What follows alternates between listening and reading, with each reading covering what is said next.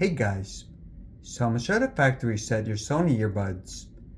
Now you may want to do this if your earbuds have issues, if they're not working the way they should, or if you're just done using them and want to sell them.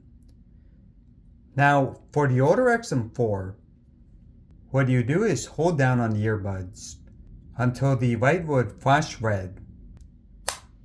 But for the XM5, first open the case and turn it over. Just hold this button right here.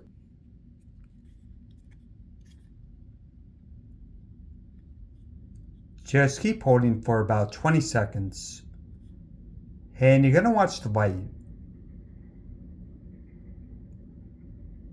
So it's going to start flashing orange. And just keep holding. So once the light turns off, just let go.